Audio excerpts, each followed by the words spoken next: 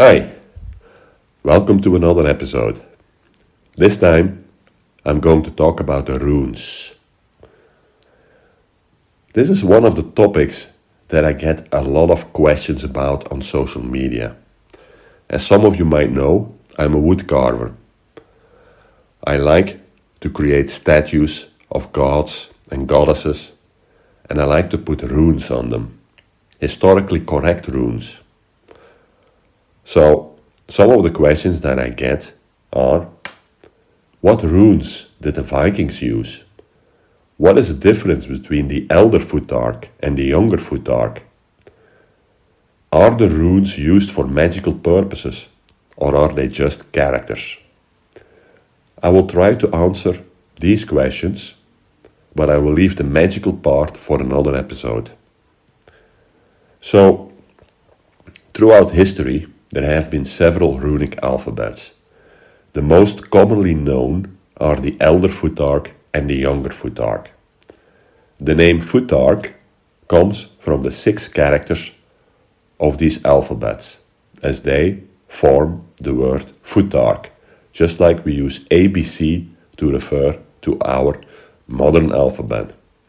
So those 6 characters are the first 6 runes of those alphabets, just like ABC are the first 3 characters of our modern Roman alphabet.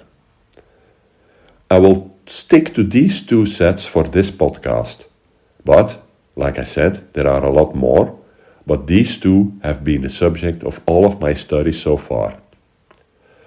But to just give one example, there is also Futhark, which was mainly used by the Anglo-Saxon people, and you could consider this to be a variant on primarily the Younger Futhark rune set.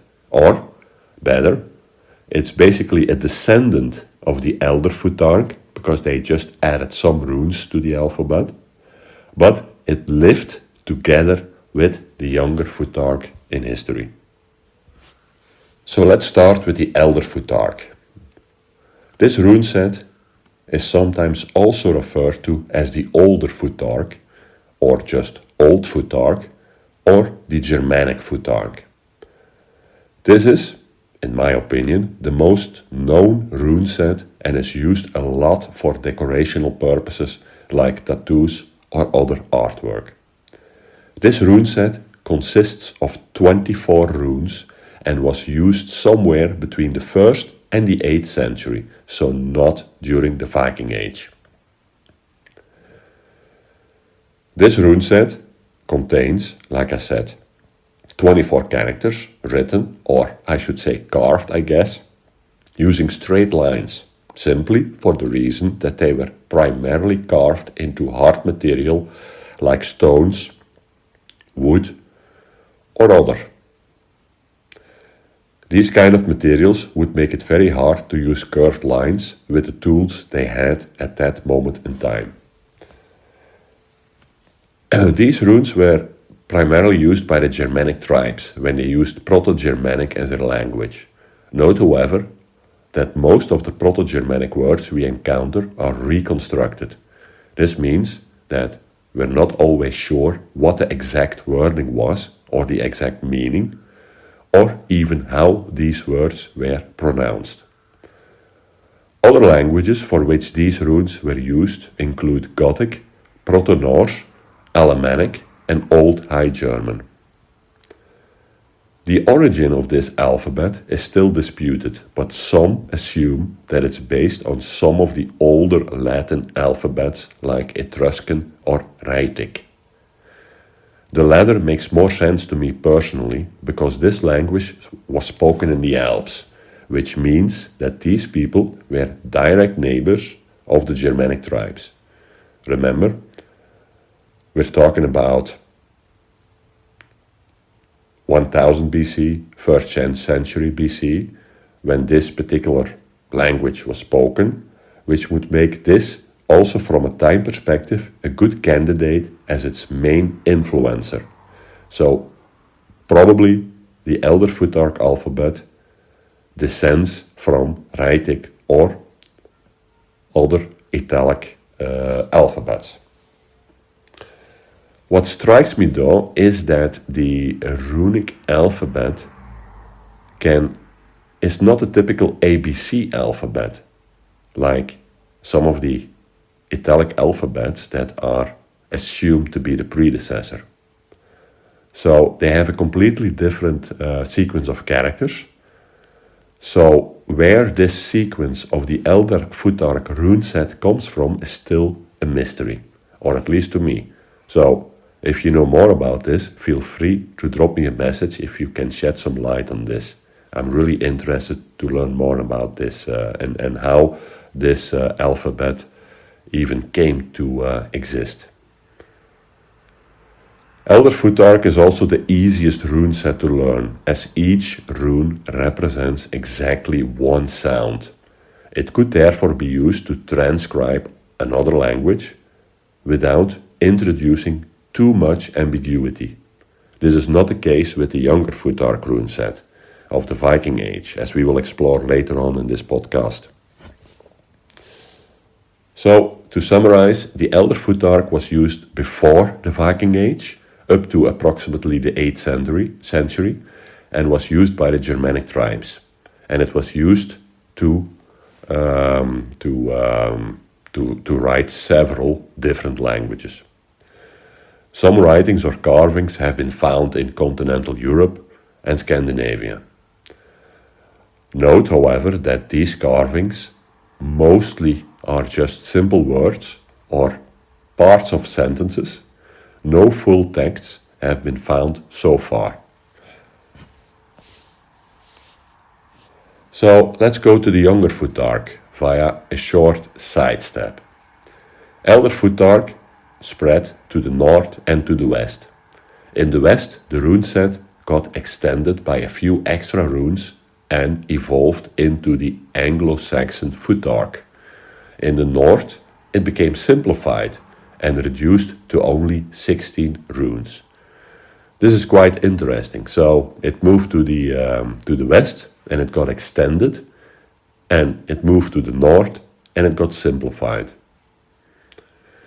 There are two main flavors of Younger Futhark: short twig or short branch Younger Futhark and long twig or long branch Younger Futhark. The difference is, just like the naming implies, I guess, the length or the size of some of the lines that make up these runes. Younger Futhark was used as of the 8th century, up to approximately the 12th century, and the only language written using these runes was Old Norse. This might be the main reason for the simplification, because Elder Futhark was used to write several languages. Remember, Elder Futhark, every rune is exactly one sound, while Younger Futhark was, or it looks like it has been designed for Old Norse, solely Old Norse. This rune set was not only carved but also written, and of course the tooling evolved. So this means that curved lines were introduced. Some runes of the Elder Futhark look exactly the same as in Younger Futhark, but their name might have changed. A good example is the Berkanan rune in Elder Futhark, which looks like a rather pointy B. But the same symbol is called Bjarkan in Younger Futhark. In Elder Futhark, this rune was used to represent, as you might guess, the B sound, the B from bear. But due to the simplification in Younger Futhark, this rune was used for the sounds B and P. So the symbolic meaning of this rune also remained the same. It means birch, like the birch tree, in both Elder Futhark and Younger Futhark. Here is another example, the rune Urus in Elder Futhark. It looks like an upside down U. This one also kept the same form in Younger Futhark, but the name changed to Ur. Urus in Elder Futhark represents or means aurochs or wild ox, whilst ur in Younger Futhark means gold or rain. In Elder Futhark, this rune represents the U sound, and in Younger Futhark, due to the simplification, it can be used for several sounds like U, V, W, and several variants of the O sound. These examples already show us a couple of important things about Younger Futhark. 1. This was the only rune set to write Old Norse, which makes this the Viking rune set. 2. This rune set has very limited characters, of which most have different, or even a lot, of sounds, which makes it very hard to translate a text written in Younger Futhark back to the original text. And 3, you cannot write another language than Old Norse in Younger Futhark, because there is not a disambiguous way to convert the runes back to the original text. Let me explain this last point by giving an example. Let's say you want to write horse in Younger Futhark. So the English word horse. The end result will look fine if you know what you were writing in the first place. To someone else, these runes might mean something else, like hers, because the same rune is used for O and for U. It could read as hers without the E at the end, because a silent sound is not written in runes. It's purely based on phonetics, meaning what you hear, and you can't hear the E at the end. So the E in horse would not be written in runes. So there would be no difference between horse with the E, hers with an E, or hers without the E. It could also be read as horse, of course, like you mend it and then you're lucky. It could also be read as horse without the E at the end, and so on. So you see that Younger Futhark is really not a rune set to write anything else than Old Norse. So my advice to people that really want to get a tattoo in Younger Futhark, because they want to have a tattoo that represents the Viking age, then just stick to Old Norse, please.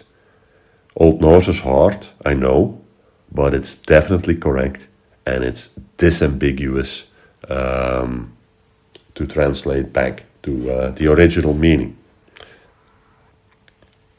So, this was a brief explanation of the two main rune sets, Elder Futhark, Younger Futhark.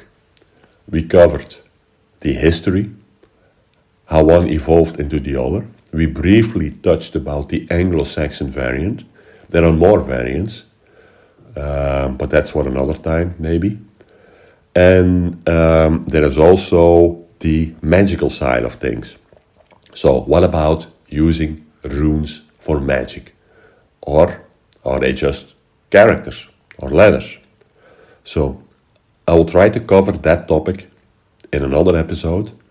For now, I thank you for listening, and I wish you all the best, brothers and sisters. Take care of yourself and your kin. Bye for now.